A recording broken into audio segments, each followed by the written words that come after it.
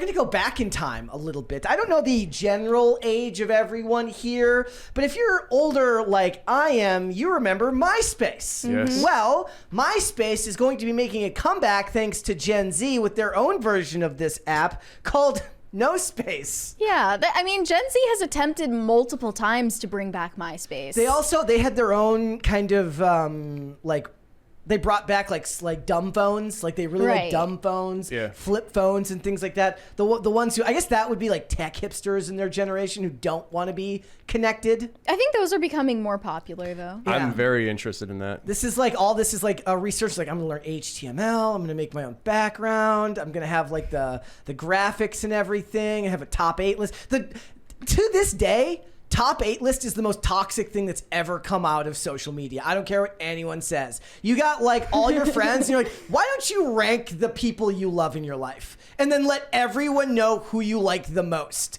Mm-hmm. Like imagine like you have like a family MySpace and like you have like your top 8 children. You have your top 4 children. You rank your grandchildren on Facebook. Brian, he went to college first. He got a good job. He played college hockey. Like we love him.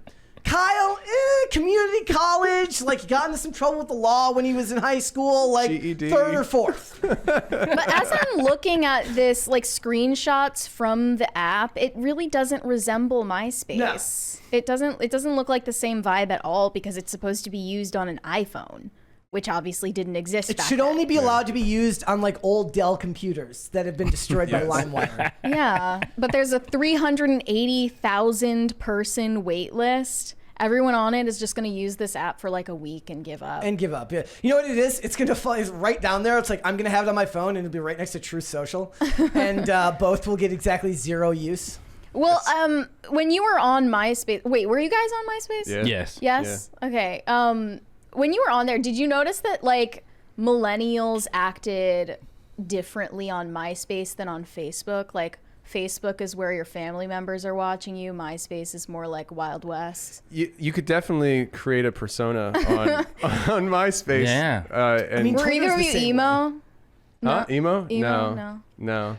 When Brett was talking about just learn HTML, I mean, you could like make that page something awesome. Like, you know, you could do everything to it. So the kids these days, they don't want to put in the work. They just want the app to do it for them. Right. They've got no heart. Here's the issue though. If the app was to take off, how long before here come the sponsors and the ads and everything, and it just turns into something exactly like what you're already mad about right now? Instagram threads. Right? There should just be a social media platform called Sequential where they promise you nothing but a sequential timeline. That would be great because literally no app has that now. No, none at all. Everything sucks now. Everybody right now is dusting off their Devil's Lock haircut and figuring out what emo songs they're going to put on their page. Well, that's like something Instagram should have done years ago is have you like play a song on your page. Yeah. Mm-hmm. Millennials would love that. I'm picturing all of the Death Cab for Cutie songs that will be used once again. Yeah. Which haven't been listened to in years. I just saw this really funny tweet the other day where somebody pointed out that like I Will Follow You Into the Dark lost out on like best song of the year to My Humps. I saw that too. I also recently saw a thread about Tom, MySpace Tom, and I'm kind of worried about him. From what they've said here, he's just been disappearing at random. I mean, I understand when you've got like a net worth of 500 million, you can do whatever you want. Probably That's fine. more because they said he got into investing in real estate and stuff like that. Like this dude's doing fine. But they said Tom disappeared again. His last Instagram post was in 2018. He did an interview with Ty Lopez in 2019, and he wrote one post on Meta's Threads app. And other than that, he's been completely silenced. Because he works as a photographer. He's like he does like travel photography. But no one knows if he still does that anyway. And this one post he made on Threads was about ketamine.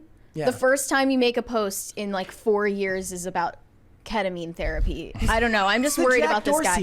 It's the Jack Dorsey route. He said this was his post, and then radio silence since then. Did you know ketamine can be administered by a doctor or nurse as a therapeutic treatment for depression, anxiety, or PTSD? What do you think? / what's your general attitude? Sounds like he was paid to write that. Yeah, I love that he maybe. still uses the MySpace photo of him. The same in all photo. his social media. Like what he should do is he should have that photo, like you know how they use like the age progression software, where they just age progress that exact photo, and every year he does a minor update to it. I like that. Yeah. Well, you know, there's an important reason why Gen Z isn't able to recreate MySpace, because you can't recreate the culture in which MySpace existed.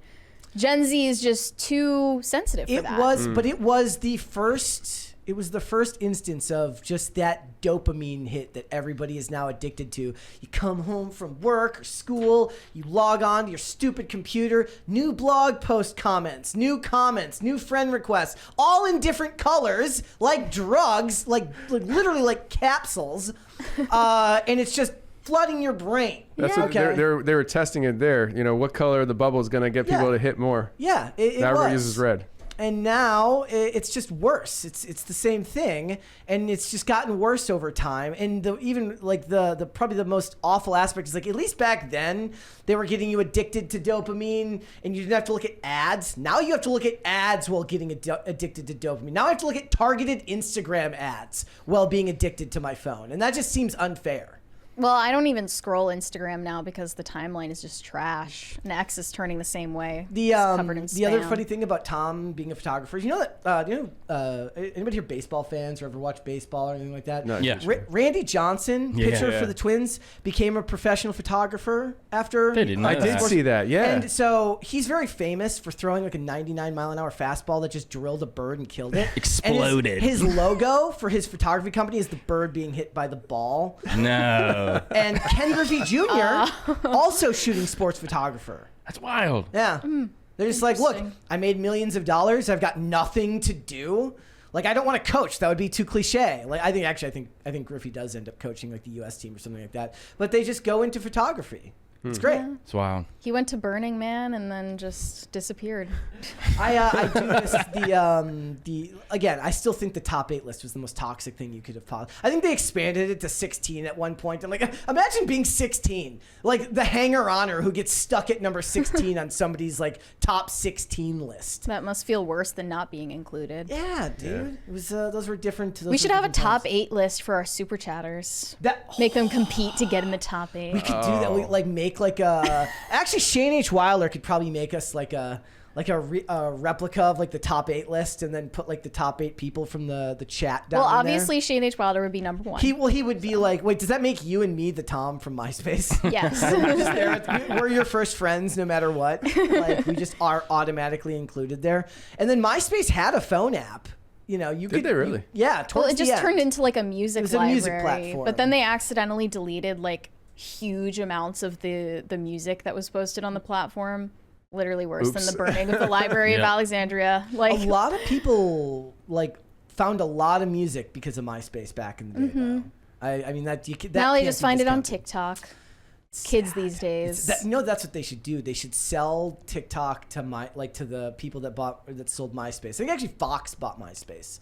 Oh, I thought it was Microsoft. It was a company called News Corp, which was owned by Fox or owned Fox as well. Or, you know, these are all like subsidiary of Yeah. subsidiary of subsidiary. I'm shocked, And they like- bought it for like however many hundreds of millions of dollars and ended up selling it for 32. Right. Like just a year later. I'm pretty sure wasn't Timberlake an owner at one point? Oh, maybe. Justin Timberlake? I don't know. That would be interesting. It's I'm pretty sure he was. well, he's not a good investor. Don't take investment ideas from Justin. You mean Justin Timberlake? Yeah, right? that's what I thought, Don't yeah. take your investment advice from Justin Timberlake. That's not a good idea.